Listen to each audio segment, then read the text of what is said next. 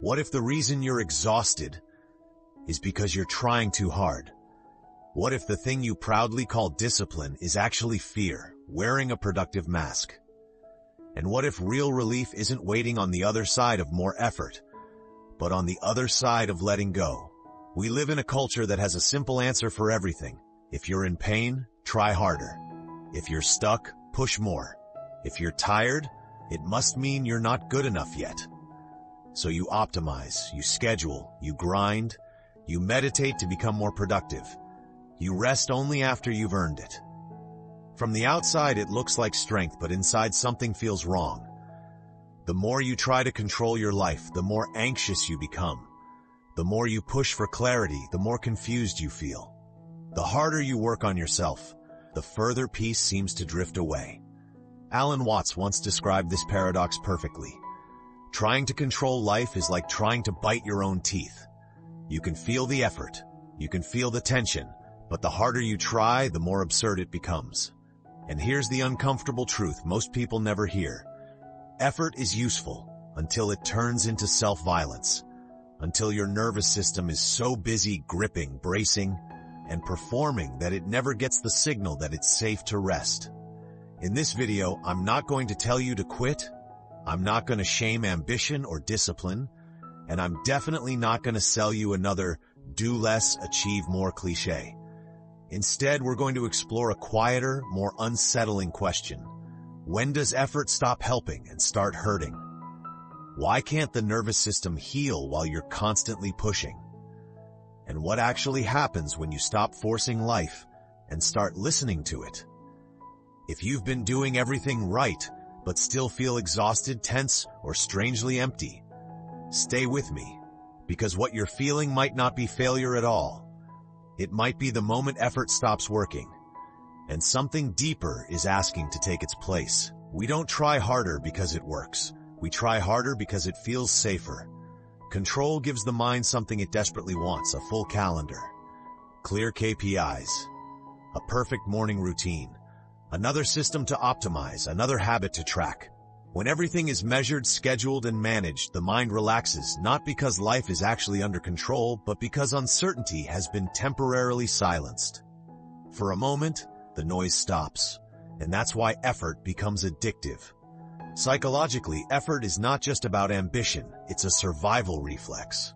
When someone has lived through chaos, emotional instability, financial stress, unpredictable relationships, or even subtle chronic pressure, the nervous system learns a simple rule. If I stay alert, I won't collapse again. So control becomes protection. You don't overwork because you're greedy. You overwork because stillness once felt dangerous. You don't obsess over productivity because you love achievement. You do it because slowing down activates old uncertainty. This is where effort quietly shifts from skill to shield. In American culture especially, this pattern is praised. Working 60 or 70 hours a week is framed as dedication. Burnout is reframed as a badge of honor. Rest is something you earn after you've proven your worth. Even practices meant for healing get absorbed into the same logic. People meditate to become more focused at work. They go to therapy so they can get back to normal faster. They journal not to feel, but to fix. Nothing is wrong with any of these tools until they stop being about care and start being about control. Here's the paradox most people miss. The body doesn't experience constant effort as safety. It experiences it as permanent vigilance. On the outside, everything looks disciplined. On the inside, the nervous system never stands down. There's no signal that says, you're safe now, you can rest. So the mind keeps tightening its grip, more structure, more pressure, more self-management. And slowly, without realizing it, control becomes the very thing that keeps anxiety alive.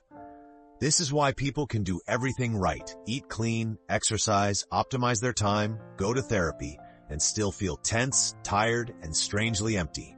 Because control is not strength. It's often fear pretending to be discipline. And as long as effort is being used to outrun discomfort, the nervous system never gets the chance to heal. In the next part, we're going to look at what this constant gripping does to the body itself, and why no amount of positive thinking or motivation can override a nervous system that never feels safe enough to let go. Your body doesn't burn out because you're weak. It burns out because it never feels safe enough to rest. This is the part most productivity culture never talks about. Burnout isn't a failure of motivation, it's a failure of safety. From the nervous system's point of view, your body is always asking one quiet question: am I safe right now? And here's the problem. Effort, when used constantly, keeps the answer as no. There's a popular belief that healing means fixing yourself, finding the right routine, the right mindset, the right strategy to finally solve stress.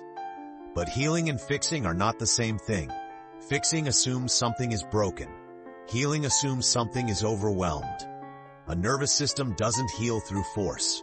It heals through permission. Permission to slow down. Permission to stop performing. Permission to exist without an outcome attached. For the nervous system to truly recover, 3 conditions matter more than discipline ever will. First, a felt sense of safety. Not intellectual reassurance, but bodily safety. The kind that tells your system, nothing bad will happen if I pause. Second, rhythm instead of pressure. Cycles of effort and release. Work and rest, focus and wandering. Without rhythm, effort becomes endless tension. And third, space without forced results. Moments where you're not trying to improve, optimize, or become someone better. Just moments where you're allowed to be unfinished. This is where hustle culture collides with biology. The hustle mindset says, push through discomfort, power through resistance. But the nervous system speaks a different language. Listen, before collapse forces you to. When you override early signals, tightness, fatigue, irritability, numbness, the body doesn't become stronger. It becomes quieter until one day it stops cooperating. That's when people say, I don't know what happened, I just hit a wall. But the wall was always there. It was just whispering before it started screaming. One of the most common traps today is how we treat self-care. We turn it into another task, another box to check, another thing to be good at. Meditation becomes a productivity hack. Rest becomes a reward for good behavior. Vacations become recovery missions with itineraries and goals. But here's the uncomfortable truth. Rest that has to be earned is not rest. It's delayed pressure. If your body only relaxes when permission is granted by achievement, then it never truly relaxes at all. This is why effort eventually turns against you. Because what once helped you survive starts preventing you from feeling safe enough to heal. In the next part, we're going to explore a strange paradox. Why some of the most meaningful breakthroughs in life don't come from trying harder, but from the moment you stop forcing the outcome and allow something else to emerge. Have you noticed something strange? Some of the most important moments in life arrive only after you stop chasing them. You don't fall asleep by trying harder to sleep. You don't relax by forcing relaxation. And the moment you try to be present, you're already one step removed from presence itself. Alan Watts used to point out this paradox with gentle humor. Trying to control consciousness, he said, is like trying to flatten water with your hand. The harder you press, the more it slips away. This isn't a spiritual idea, it's a practical one. Think about creativity. Your best ideas rarely show up when you're staring at a screen demanding inspiration. They appear in the shower, on a walk, while driving without music, in the space where the mind loosens its grip. Clarity works the same way. You can spend weeks planning, analyzing, and optimizing a decision and still feel stuck. Then one day, you stop thinking about it. You go for a walk, you sleep on it, and suddenly the answer arrives, fully formed. Without effort, what's happening in those moments isn't laziness. It's permission. The nervous system finally exits problem-solving mode. The mind stops bracing for control and something deeper is allowed to surface. This is the paradox most effort-driven cultures ignore. Effort is excellent for doing, butterable for being. It's useful for learning a skill, training your body, building something concrete in the world. But when effort is applied to things that must emerge organically, meaning love, peace, identity, it begins to sabotage the very thing you're seeking. You can't force a sense of purpose. You can't optimize love. You can't discipline your way into inner peace. The moment you try, those qualities turn into performances. This is why so many people feel disconnected even while doing the work. They're applying effort in places where attunement is required instead. And here's the subtle shift that changes everything. Letting go is not passive. It's not giving up. It's not indifference. Letting go is removing interference. It's the difference between pulling a plant to make it grow faster and simply creating the conditions it needs to grow on its own. This is what Alan Watts meant when he spoke about effortlessness, not as laziness, but as alignment with how things naturally unfold. Effort is useful until you're trying to force what can only emerge. And when you stop forcing, something unexpected happens. Life begins to move again, on its own terms. In the next part, we'll explore the difference between force and alignment, and how learning to recognize that difference can quietly transform the way you work, relate, and move through the world without burning yourself out. Hustle asks one relentless question: how much more can I push? Alignment asks something entirely different: what's already moving naturally? At first glance, these two approaches can look similar. Both involve action, both can produce results, but internally they come from very different energies. Force is driven by fear, fear of being late, fear of missing out, fear of falling behind. There's always a quiet urgency beneath it, a sense that if you stop pushing, something will collapse. So even when things are going well, force never feels like enough. There's always another metric, another milestone, another version of yourself you're supposed to become. Alignment, on the other hand, doesn't feel urgent. It feels responsive. You still act, you still show up, but the action arises from attunement rather than pressure. Instead of pushing harder, you listen more carefully. Instead of chasing everything, you notice what's already opening. This difference shows up clearly in real life. Take careers. Force looks like applying everywhere, saying yes to every opportunity, staying in environments that drain your nervous system because they look good on paper. Alignment looks quieter. It's choosing work that doesn't constantly put your body in fight or flight. It's recognizing that no amount of money or status compensates for chronic tension. The same contrast appears in relationships. Force tries to hold things together, to fix what's misaligned, to convince, negotiate, or perform in order to keep connection alive. Alignment allows truth to surface, even when it's uncomfortable, even when it leads to endings, because alignment values resonance over attachment. One of the most common misunderstandings is thinking alignment means passivity. It doesn't. Alignment still involves courage. It still involves saying no. It still involves moving toward what matters. The difference is that alignment doesn't override reality. It cooperates with it. Force says, I'll make this work no matter the cost. Alignment asks, is this asking me to betray myself? When you operate from alignment, effort feels cleaner. Not absent, just proportional. You're not constantly bracing. You're not negotiating with exhaustion.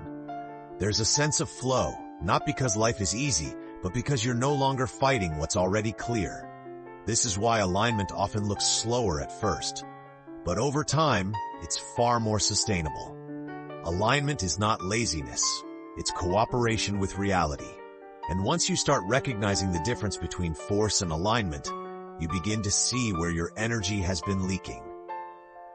In the next part, we'll explore how to practice letting go in real, grounded ways. Not as a philosophy, but as a shift from force into listening that your nervous system can actually trust. Letting go isn't quitting. It's switching from force to listening. For many people, that sounds abstract, even risky, because if you've relied on effort to survive, letting go can feel like losing your edge. So this isn't about abandoning action. It's about changing the quality of action. The first practice is simple but uncomfortable. Pause before pushing. Just a brief pause, a few seconds before saying yes, before pushing through, before adding more effort. And ask one honest question. Is this coming from fear or from clarity? Fear usually sounds urgent. It says, do it now or you'll fall behind. Clarity is quieter. It doesn't rush, it invites. That pause alone can interrupt years of automatic self-pressure. The second practice is learning to track your body instead of your thoughts. Your body is always giving feedback long before your mind catches up. When something is aligned, there's usually a sense of expansion. Breath feels easier. Energy flows forward. When something requires self-betrayal, the body tightens, jaw clenches, chest contracts, shoulders rise. Expansion often means alignment. Chronic tightness often means compromise. This doesn't mean you avoid all discomfort. Growth can be uncomfortable, but there's a difference between the discomfort of stretching and the tension of overriding yourself. The third practice is redefining success. Most people measure success only by output. What did I produce? What did I achieve? But alignment asks a deeper question. How did my body feel while creating it? If success costs you chronic anxiety, numbness, or exhaustion, it's not success, it's delayed collapse. A life in alignment doesn't just look good, it feels livable. And finally, one of the most radical practices today. Schedule unstructured time. Time with no goal, no optimization, no improvement agenda. Not as a reward, not as recovery, but as a baseline. This is where listening happens. This is where clarity emerges without force. At first, unstructured time can feel uncomfortable, even boring, because it removes the familiar sense of control.